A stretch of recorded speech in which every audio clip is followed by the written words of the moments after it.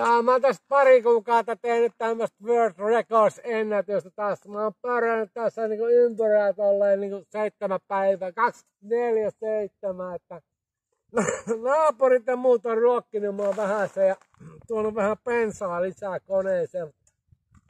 Ei ne ole vielä ottanut muuhun yhteyttä, mutta eikä jos mä tässä vielä pari kuukautta pörrää, niin rupeaa olemaan rekordsit kohilla, että ei kun menoksi sano aloin lennot. Ja selkä kohti auringonlaskua.